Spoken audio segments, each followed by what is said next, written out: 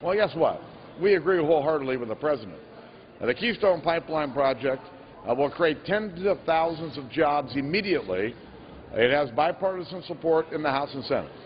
It's pretty clear that the President has decided to push this decision off for a year. On this vote, the ayes are 150, the nays are 255.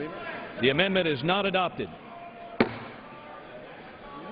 The unfinished business is a request for a recorded vote on Amendment Number 2, printed in House Report 112-317 by the gentlewoman from the Virgin Islands, Ms. Christensen, on which further proceedings were postponed and on which the noes prevailed by voice vote. The clerk will redesignate the amendment. Amendment Number 2, printed in House Report Number 112-317, offered by Mrs. Christensen of the Virgin Islands. A recorded vote has been requested. Those in support of the request for a recorded vote will rise and be counted. A sufficient number having risen, a recorded vote is ordered. Members will record their votes by electronic device. This will be a 2-minute vote.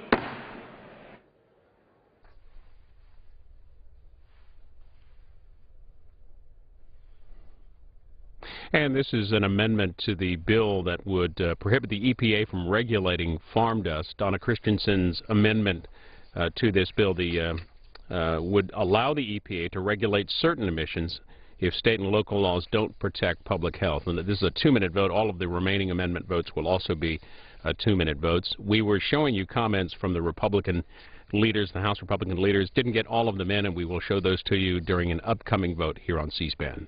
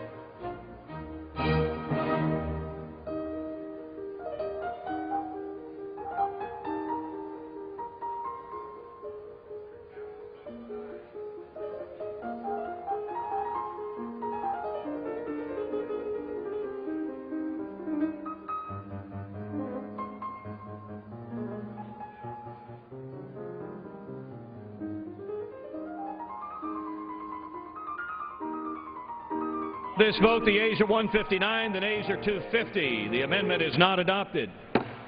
The unfinished business is a request for a recorded vote on Amendment Number 4, printed in House Report 112-317 by the gentleman from Massachusetts, Mr. Markey, on which further proceedings were postponed and on which the noes prevailed by voice vote. The clerk will redesignate the amendment.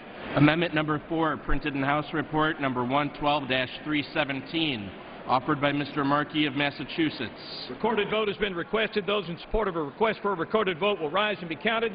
Sufficient number having risen, a recorded vote is ordered. Members will record their votes by electronic device. This will be a 2-minute vote. And this is Ed Markey's amendment to H.R. 1633, a bill limiting the Environmental Protection Agency regulation of farm dust. He would also temporarily prohibit revising any national standards for coarse particulate matter dust. The Environmental Protection Agency has stated that there are no plans to revise farm dust regulations. Meanwhile, this afternoon, the Associated Press reports that the EPA, for the first time, has implicated a controversial method of improving the productivity of oil and gas wells in causing groundwater pollution. The practice is called hydraulic fracturing and involves pumping pressurized water, sand, and chemicals underground to open fissures and improve the flow of oil or gas.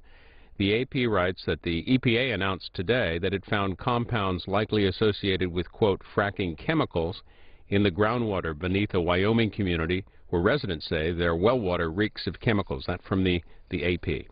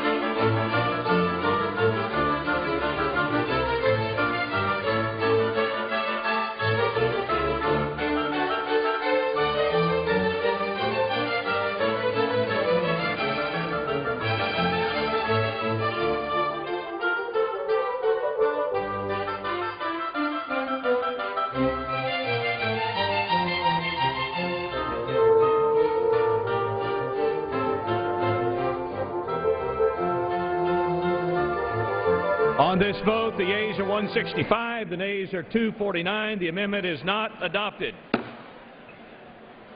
The unfinished business is a request for a recorded vote on Amendment Number 5, printed in House Report 112-317 by the gentleman from California, Mr. Waxman, on which further proceedings were postponed and on which the ayes prevailed by voice vote. The clerk will redesignate the amendment. Amendment Number 5, printed in House Report Number 112-317, offered by Mr. Waxman of California. A recorded vote has been requested. Those in support of the request for a recorded vote will rise and be counted. Sufficient number having risen, a recorded vote is ordered. Members will record their votes by electronic device. This is a 2-minute vote. The underlying bill curbs the EPA's ability to regulate farm dust. This amendment by Henry Waxman of California would exclude particulate matter from mining operations from being defined as nuisance dust. One more amendment vote, one more 2-minute vote will follow this, and then we expect a motion to recommit and final passage after that. Over in the Senate earlier today, 53-45 was the cloture vote on Richard Cordray, President Obama's nominee to head the Consumer Financial Protection Bureau. They needed 60 to advance the nomination, so that fell short. Look for a couple of other votes coming up in the Senate this afternoon. Test votes again on the payroll tax cut, the Democratic plan, and a Republican plan as well. Those votes at about 2:30 Eastern, and you can follow that on C-SPAN 2. Senator Orrin Hatch tweeted this afternoon that the Senate will hold a vote on the balanced budget amendment next week. This after the balanced budget amendment fell in the last week or so in the U.S. House. If you want to stay on top of the tweets from your lawmakers and reporters who cover Capitol Hill, it's C-SPAN. It's twitter.com/C-SPAN, and look for the list and make your choice.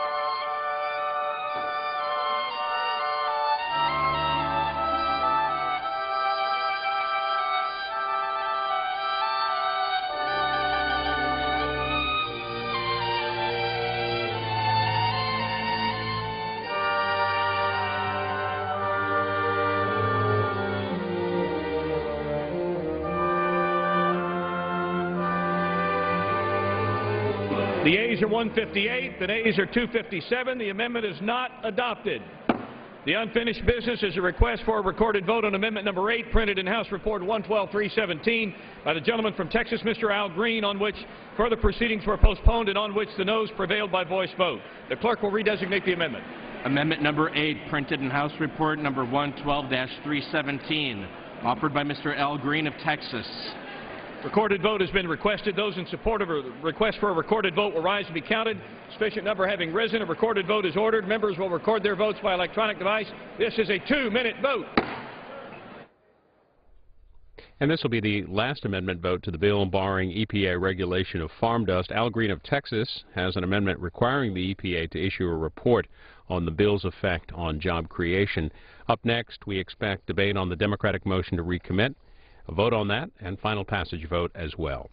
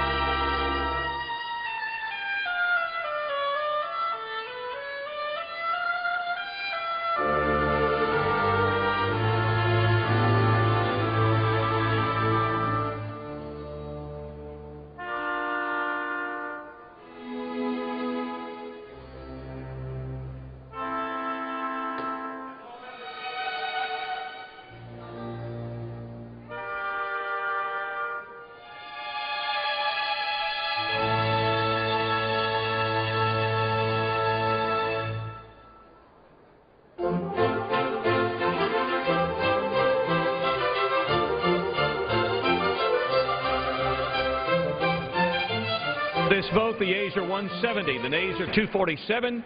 The amendment is not adopted. Question is on the committee amendment in the nature of a substitute as amended. Those in favor, please say aye. Those opposed, no. The ayes have it. The amendment is adopted. Accordingly, under the rule, the committee rises.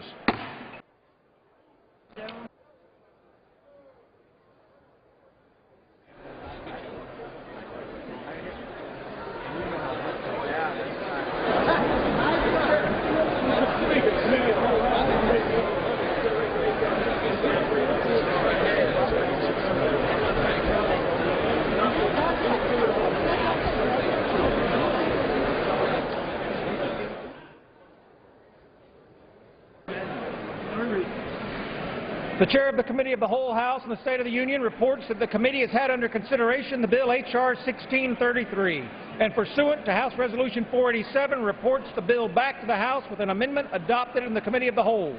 Under the rule, the previous question is ordered. Is a separate vote demanded on any amendment to the amendment reported from the Committee of the Whole? If not, the question is on adoption of the committee amendment in the nature of a substitute as amended. Those in favor will say aye. Those opposed will say no. The ayes have it. The amendment is agreed to. The question is on engrossment and third reading of the bill. Those in favor say aye. Those opposed, no. The ayes have it. Third reading. A bill to establish a temporary prohibition against revising any national ambient air quality standard applicable to coarse particulate matter, to limit federal regulation of nuisance dust in areas in which such dust is regulated under state, tribal, or local law, and for other purposes. The House will be in order.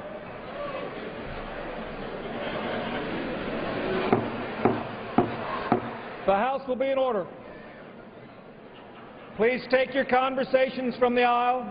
All members, please be seated.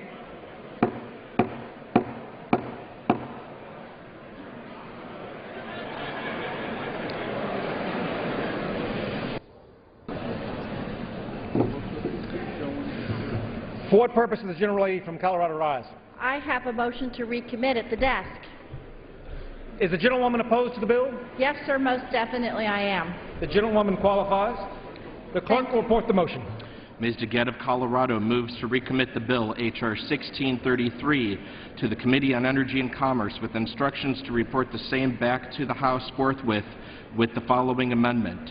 At the end of the bill, add the following section. Section 4, protecting the public from toxic dust that causes cancer and brain damage.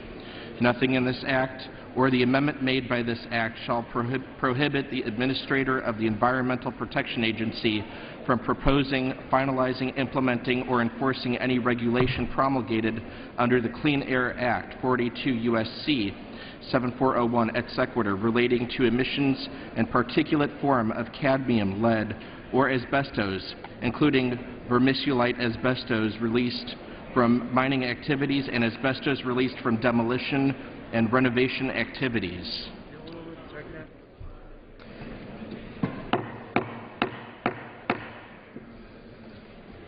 The gentlelady from Colorado is recognized for 5 minutes.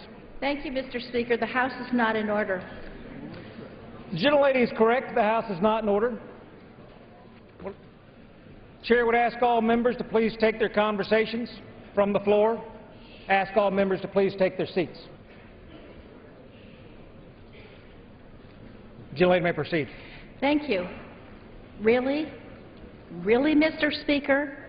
With 1 week left in the legislative session, we've spent an entire day debating about a bill that does not address an existing problem, and with the continuing resolution expiring 1 week from tomorrow, we're not working on an appropriations bill to keep our government operating. We're not here today voting on an extenders bill that would extend the payroll tax for middle Americans just as the economy begins to recover. And really, we're not voting on extending unemployment benefits to help struggling families stay afloat while they continue to look for work. Really, Mr. Speaker? And once again, we're not doing one thing today to put Americans back to work. Unfortunately, Mr. Speaker, this House is still not in order. The gentlelady is correct, and the gentlelady deserves to be heard. All members will please remove their conversations from the floor and please take their seats.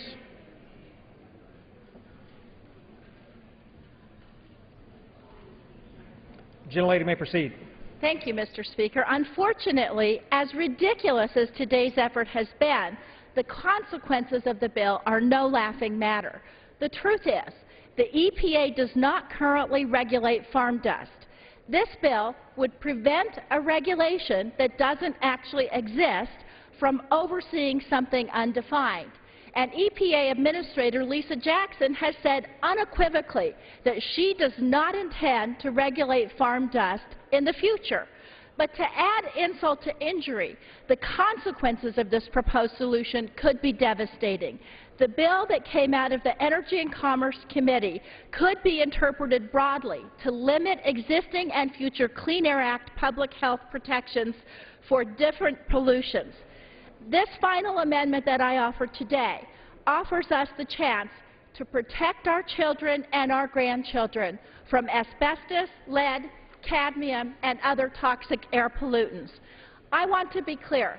This is the final amendment to the bill, and even though I'd like to, it will not kill the bill or send it back to committee. If adopted, it would be then voted on final passage as amended. Now, Mr. Speaker, if we're going to adopt this bill, we should make sure that we don't inadvertently roll back EPA rules relating to toxic dust containing cadmium, lead, and asbestos. This should be something all of us can agree on. Currently, the bill exempts particulate matter from regulation under the Clean Air Act if it is natural material commonly produced in rural areas and not produced by combustion. Well, asbestos is a natural material. Activities involving asbestos are considered typical in rural areas, and asbestos emissions from mining and demolition do not involve combustion. Unfortunately, asbestos is also a known carcinogen. What would happen if we exempted asbestos from the Clean Air Act? Unfortunately, we already know. To see the realities of asbestos, a natural material, we could simply ask the rural families of Libby, Montana. In 2009, the Environmental Protection Agency declared a public health emergency in Libby after decades of asbestos exposure from local mines. Mr. Gentlelady will suspend. The gentleman is correct. The House is not in order.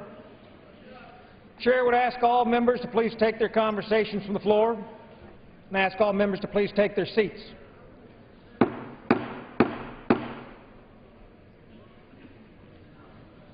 Gentlelady may proceed. Thank you.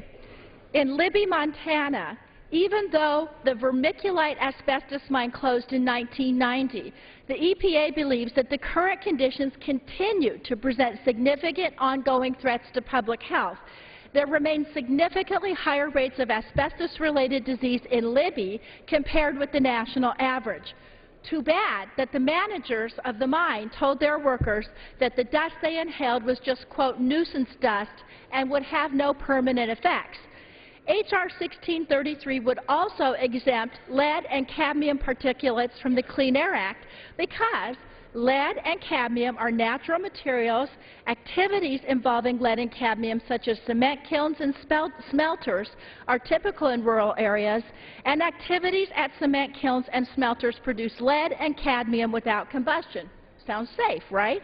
Unfortunately, cadmium is a known human carcinogen. Exposure to cadmium may cause lung, kidney, prostate, and bladder cancer.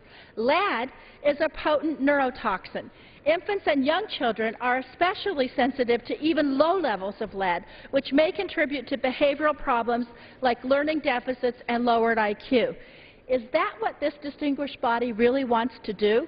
Actively take steps to cause behavioral problems, learning deficiencies, and lower IQs in our nation's rural children? Mr. Speaker, this entire session of Congress has felt to many of us like a trip into Alice's Wonderland. While our nation struggles with a devastating economy, we do nothing about jobs or getting Americans back to work. Instead, we repeatedly fall down the rabbit hole of extreme legislation, and now, with this so-called Farm Dust Regulation Prevention Act, it seems that we're even having tea with the Cheshire Cat. To paraphrase our friend the Cheshire Cat, quote, "We're all mad here. I'm mad, you're mad, you must be mad or you wouldn't have come here." Sadly, for the American people, H.R. 1633 simply underscores the madness of this body right now. It's a mad solution to an imaginary problem. Vote no. Time's expired. For what purpose does the gentleman from Kentucky seek recognition? Mr. Speaker, I claim time in opposition to the motion. The gentleman is recognized for 5 minutes. The gentleman will suspend. The gentleman may proceed. Thank you, Mr. Speaker. American farmers, ranchers, and other rural businesses, like many other sectors of this economy, have faced an onslaught of EPA regulations.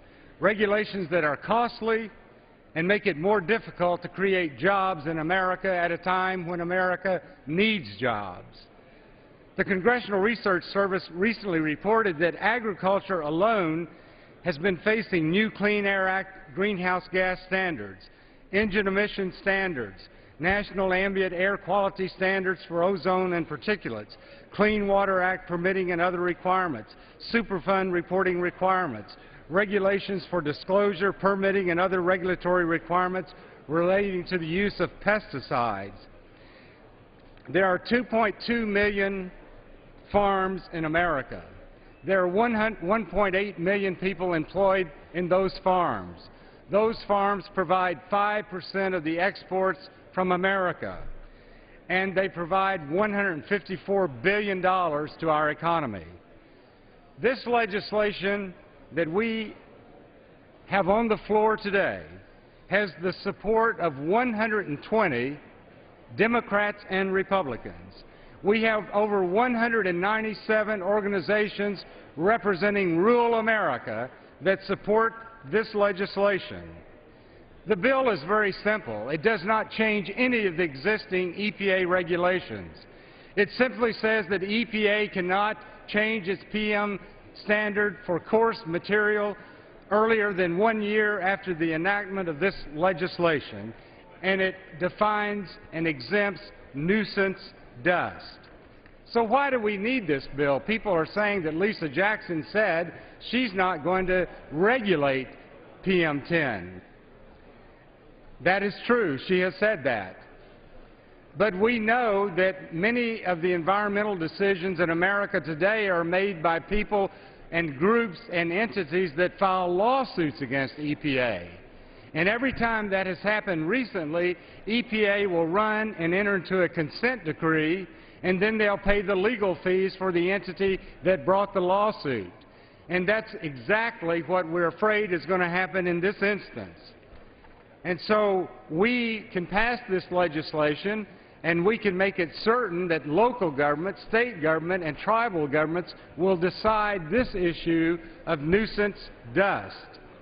Now, some people have said, oh my God, this dust is so dangerous to health. It includes all sorts of substances.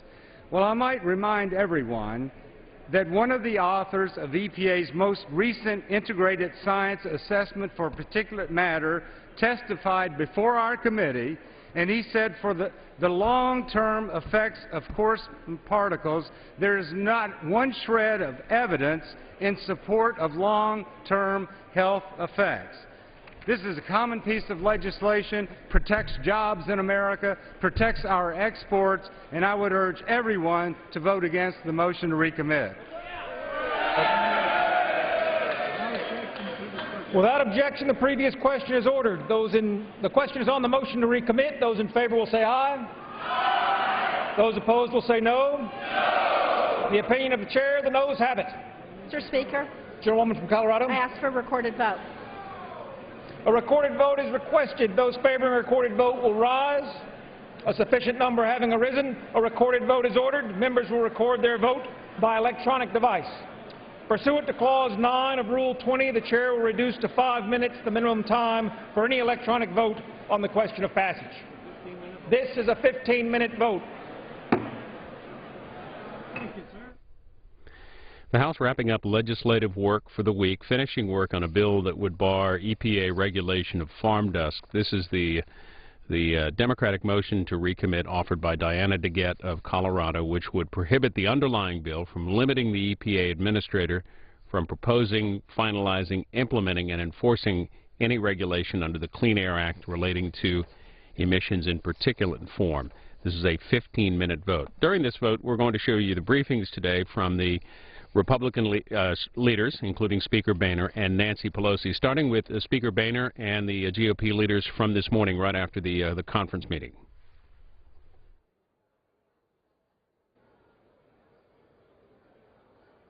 Good morning, everyone. We had a great conversation with our members about an agreement that we would move a bill that would extend and reform unemployment benefits, that would extend the payroll tax credit while preserving the Social Security Trust Fund, and would also include some of our jobs initiatives, such as the Keystone Pipeline and Boiler Mac. You know, the President says that American people can't wait on jobs. Well, guess what? We agree wholeheartedly with the President. The Keystone Pipeline project will create tens of thousands of jobs immediately. It has bipartisan support in the House and Senate. It's pretty clear that the President has decided to push this decision off for a year, conveniently, until after his next election. Well, the American people can't wait. as the President said. And at a time when the American people are still asking the question, where are the jobs, I think this is a bipartisan proposal that the President ought to endorse. If the President is serious about his commitment to economic growth and jobs in this country, he'll sign this bill. This bill doesn't have everything in it that either side wants for sure, but from our perspective, this represents a bill that does make some progress. It continues to change the culture of spending to one of savings here. This bill does ensure that we abide by the principle that we want people to keep more of their hard-earned money. And this bill does have some incremental steps towards continued efforts at economic growth, with the tax provisions in it for small business, with business expensing and accelerated depreciation. Again, if the President's serious about his commitment to join us, to work together on the things that we can agree on, then he'll sign this bill. We just came out of a very strong conference, one that we have been continuing listening to the American public. They want to be able to keep more of what they earn and protect Social Security. They want to be able to create jobs. And they want to be able to see Washington work together with both parties. That is exactly what this bill does. If this President would stop putting politics ahead of people, put people ahead of politics, he will actually pass it and support this bill. Every month that the President has been in office, unemployment has been at, near, or above 9%. The President's economic policies have failed. We have not, in this economy, seen job creation. Mr. President, we will have some of your ideas in this bill, but maybe it's time to try some of ours. Do not veto this jobs bill. Couple of questions. Mr. Speaker. In terms of support for the payroll tax bill, a number of members we talked to seem to be more optimistic. Do you think that they are more on track on getting an agreement here? I think our members received the discussion very well. And while I don't do vote totals, Mr. McCarthy does, I feel confident about our ability to move ahead. Speaker Boehner, is repatriation a part of this bill, and do you and Mr. Cantor agree on this bill completely? Mr. Cantor and I agree on the issue of repatriation, and we agree that this is not really the right place to do that bill. As much as we'd like to do it in the arena of overall of our tax code, it's probably the best place to do it. How is this bill paid for? Has that changed? No. When you see the pay-fors, the bill is fully paid for, fully offset, so that we are not jeopardizing the Social Security Trust Fund. We'll be moving it next week. Is there any movement if the President sticks by what he says, which is he does not want the Keystone Pipeline on this bill? Is there any movement on your end, or do you let these things expire? The Keystone Pipeline project will put tens of thousands of Americans to work immediately. It has bipartisan support in the House and the Senate. And as the Prime Minister of Canada said yesterday, Mr. Harper, this is a no-brainer. Thanks. President Obama also commented after Leader Boehner saying, quote, "I don't expect Congress to go home unless the payroll tax cut is extended and unless unemployment insurance is extended."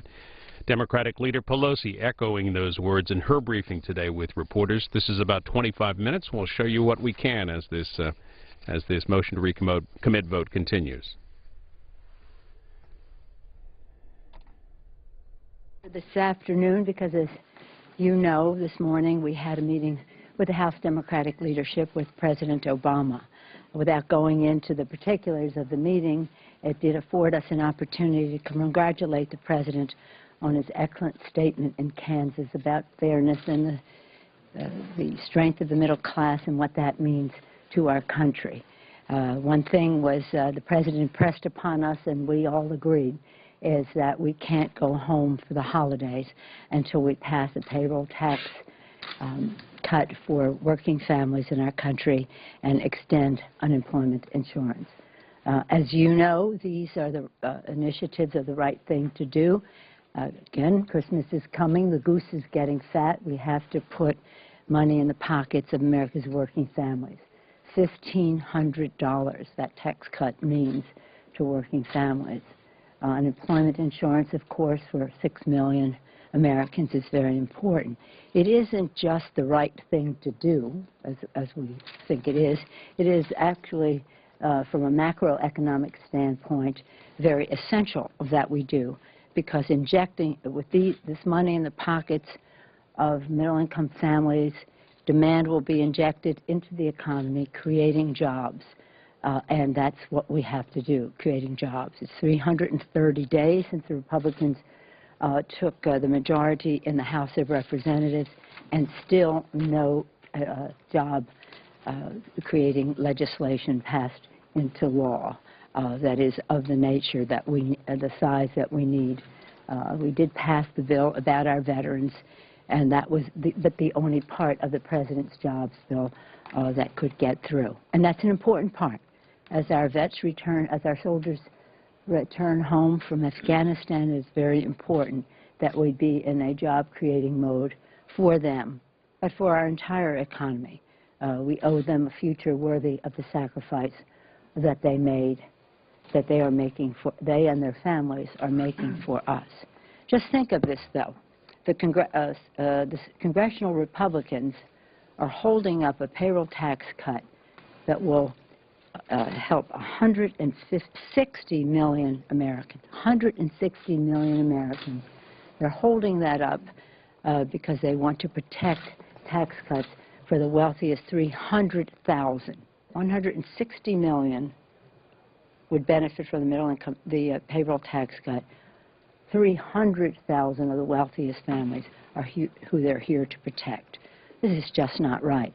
Democrats are about reigniting the American dream, building ladders of success with good, strong rungs to build ladders of success for those who want to work hard, play by the rules, to remove obstacles of participation for others. I'm afraid that some people are thinking that reality of the American dream may be slipping away from them. We have to remove all doubt. That is not the case. And so, as Republicans are putting forth initiatives on the tax cut, just to say, as we said here, first they were against it, then we made it too hot for them to handle, and the President especially going out there and speaking to the American people. Now they want to associate themselves with a tax cut, but not without injecting seeds of the destruction of their own bill, poison pills, into the legislation they know cannot possibly pass the Senate or be signed into law. And there's no time for this.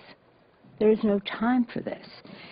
So again, as families gather around their kitchen table deciding whether they can afford Christmas toys for their children, holiday toys for their children, or Christmas presents for their families, and if they're even going to be able to pay the bills come January, we should be sitting around a table here, Democrats and Republicans. We invite the Republicans to join us at the table to pass these tax cuts and the unemployment extension. We simply cannot go home for the holidays unless we get the job done for the American people. Madam, yes. On the UI payroll bill, will Democrats, will you recommend that Democrats vote against a UI payroll bill if it includes Keystone XL? Meaning, will you wait for something else to come from the Senate? And secondly, does an appropriations bill, omnibus, however it's broken up, need to be rider-free for Democrats to support it? Well, let me take them one at a time. First of all, on the rider-free, let's start with your second question. I think it was we demonstrated very clearly in our distinguished whip, Mr. Hoyer, has pointed out over and over again that when there were no riders in the appropriations bills, we could pass them in a bipartisan way. That's a sensible way to go. And as I said before, we have to bring sanity to this process. In terms of the first bill, we really haven't even seen what the Republicans fully are putting into any pay for the payroll tax bill. I don't even think it needs to be paid for, because the stimulative effect of the bill is what it's the right thing to do for America's families, but putting money in their pockets, which they will spend to inject demand into the economy, is very important. To pay, depending on how you pay for it, can dull some of that stimulative effect. But if that's the way they want to pass it, then we're happy to sit down and find pay-fors for it. The President has said he will veto a bill that has the Keystone Pipeline in it. That doesn't make a decision as to whether you're for it or against it. It has no place on this bill. Let's get serious. Yes, sir. One of the scenarios I'm hearing from the Republican side of the aisle is that they may pass this bill with the Keystone provision on it, send it to the Senate, and maybe, send it back and then pass the final version and get out of Dodge. Your side has said that you want to stay in town to do this. What would you do if that is the way that they play this out and wash their hands of it? Well, are you talking about them putting it on an appropriations bill? No. Well, we still have to pass the appropriations. We still have to pass the appropriations bill, and that's the main. But we're hearing they might do this bill Tuesday. So they can't go out of town just doing what you described. Is my point. After they're done, say Wednesday or Thursday. I understand, but you described a tax bill that they would pass and then leave town. And then the appropriations bill. Okay, I'm sorry, I missed that point. Forgive me. The question is, we have to be responsible about this, and especially in the majority when you control the floor. I think that most members would not want to answer back home for why they decided to leave Washington, the Capitol, without getting the work done for the American people. And the Republicans know full well that the scenario you described is not one that is going to be signed by the President of the United States. I'm hopeful that we can reach agreement on the appropriations bills one way or another. The members on both sides of the aisle and the committee are working very hard to find a consensus on how we can go forward and pass something on the floor. What we, again, haven't seen the full measure of the pay-for the payroll tax cut, but if that involves the Keystone Pipeline, the President has said he will veto it. It's a non-starter, so let's get to work. Yes, sir. Have you gotten any message from the protesters who have crashed a few events lately? Did they give you any? I was just listening to the pounding on the ceiling. I don't know if what that is. Any message from the protesters? I think the protesters have made a very strong statement. The status quo is unacceptable, and we all agree with that. I like the President's speech in Kansas for many reasons. I think it was tour de force about who we are as a country in a nonpartisan way. And I particularly liked his statement when he said, we are greater together when everyone engages in fair play, everyone gets a fair shot, everyone does their fair share. And that's really what I think has to be how we go forward. That's not the case now. I think an important part of that is something the President said further in his speech was about inequality distorting democracy. And that very important to all this is something that we talked about last week was we have to move forward to empower the 99% to offset the impact of the Supreme Court decision of money in campaigns. We also have to move for voter protection. So we're giving leverage to working families, both with their small contributions and their large participation at the polls without obstacles in either place. So this support for the middle class, fairness of opportunity in our society, and diminishing the role of corporate money and the yeas special are interest money in the 166, process. the nays are 252. The motion is not adopted. The question is on passage of the bill. All those in favor say aye. All those opposed say no. In the opinion of the chair, the noes have it. Mr. Speaker, ask for recorded vote. Gentlelady from Colorado asks for a recorded vote. A recorded vote is requested. Those favoring a recorded vote will rise. A sufficient number having risen, a recorded vote is ordered. Members will record their vote by electronic device. This will be a 5-minute vote. And this should be the last recorded vote of the week. Final passage on a bill that would limit EPA regulation of farm dust.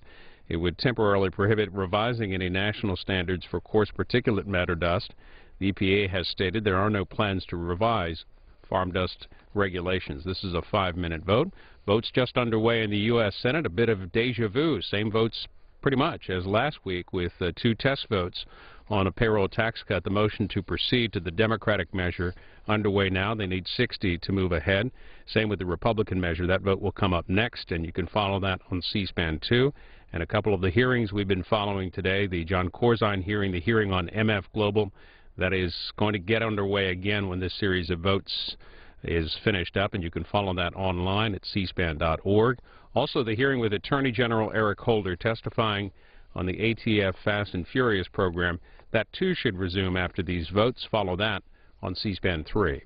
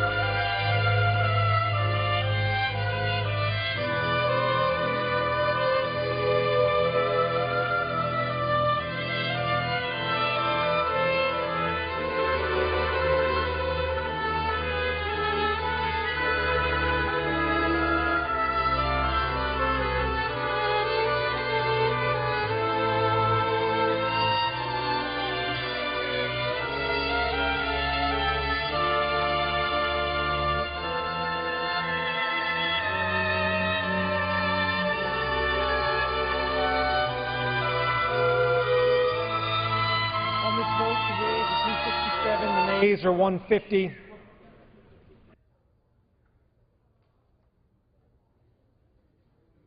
It's legit to stop this.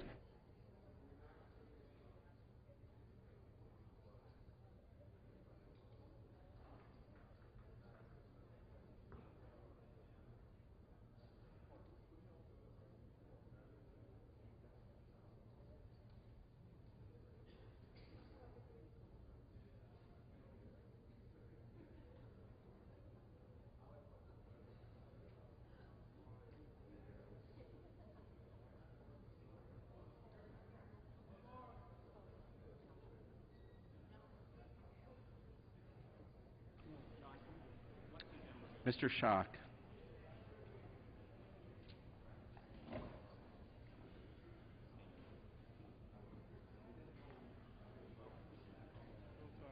Mr. Schock votes aye.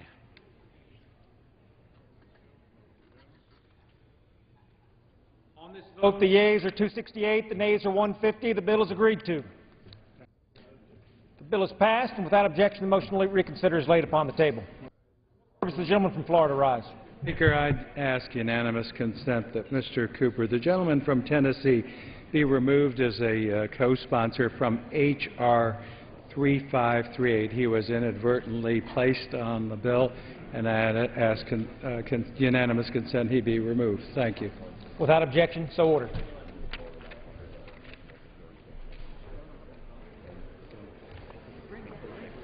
Receive a message from the Senate.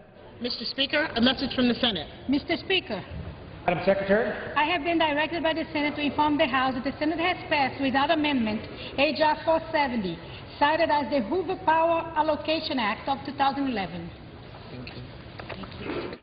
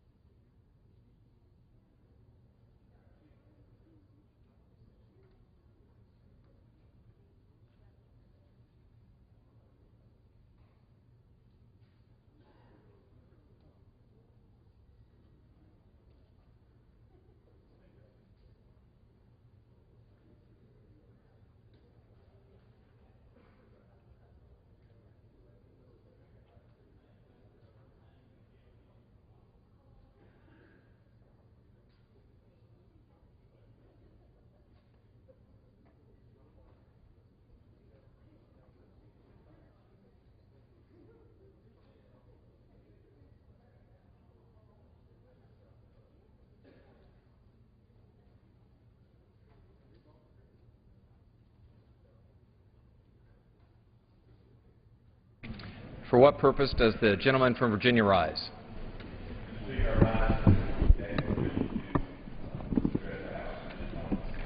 Without objection. The gentleman is recognized for 1 minute. I thank the courtesy of the members of the House and colleagues on both sides of the aisle, and ask everyone here and across the nation to pray for those individuals in Virginia Tech and Blacksburg, Virginia, who are currently dealing with the shootings that took place there today and the 2 people who regrettably have passed away. Thank you. I yield back. For what reason does the gentleman from Maryland rise? Mr. Speaker, I ask unanimous consent to speak out of order for 1 minute to inquire of the majority leader the schedule.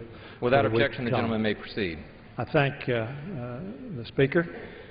Before, however, yielding to the majority leader, let me say I join the gentleman from Virginia, and I know certainly Mr. Cantor, who also represents Virginia, but the entire country.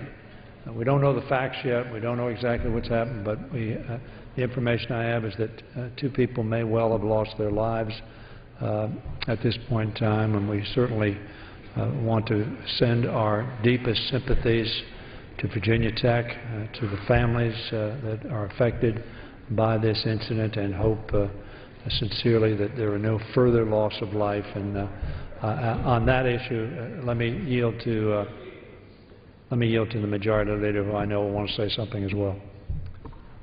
Mr. Speaker, I thank the gentleman from Maryland, the Democratic whip, for yielding. I, too, want to join the gentleman in expressing our sorrow and extending our thoughts and prayers to those in the Hokie Nation in Blacksburg who unfortunately have endured more pain today and reminiscent of the pain that so many had felt in that fine university in the past. Hopefully things can look up, and I know that there are reports in which law enforcement was involved, and we also want to extend our thanks to law enforcement in that community as well as everywhere else in this country, certainly in this Capitol, for what individuals in the Capitol Police and other police forces across the country do for us every single day. But again, we express our sorrow to those who are mourning the loss of life and extend our thoughts to President Steger at Virginia Tech and to that community. I do thank the gentleman from Maryland for yielding. And Mr. Speaker, on Monday, the House will meet at noon for morning hour and 2 p.m. for legislative business. Votes will be postponed until 6:30 p.m. At this point, the House is scheduled to be in session for the remainder of the week with a weekend session possible. Per our usual weekly schedule, I would expect morning hour on most days to begin at 10 a.m. and legislative business to start by noon. However, because this will likely be our last week in session prior to the end of the year, the daily convening times may fluctuate to accommodate our year-end business. I can assure members, however, that we do not expect votes on Tuesday, December 13th prior to 1 p.m. That is as far as Tuesday, December 13th is concerned. Mr. Speaker, our legislative business next week will include a number of suspensions, a complete list of which will be announced by the close of business tomorrow. In addition, we expect to consider a conference report on the remaining appropriations bills for FY12, as well as a conference report for the National Defense Authorization Act. I want to thank both Chairman Hal Rogers and Chairman Buck McKeon for their incredibly hard work throughout the year. Finally, we anticipate a vote on a year-end package of expiring laws that will include extensions of the payroll tax holiday, unemployment benefits, and the physician reimbursement issue. Mr. Speaker, before I yield back my time, I want to take a minute to highlight a bipartisan event that took place here in the Capitol this week. Yesterday, the Democratic Whip and I hosted the first-ever Facebook hackathon, allowing private sector programmers and software developers to get together with us to work on ways to utilize social media in making Congress more accessible to the public. I'm happy to report that over 200 developers from all over the country participated in this bipartisan event and shared their ideas. I thank the gentleman for joining me and for his help in facilitating this noteworthy cause, and I look forward to working with him to continue to make Congress a more transparent and accessible institution for the people who have sent us here. And with that, Mr. Speaker, I yield back my time.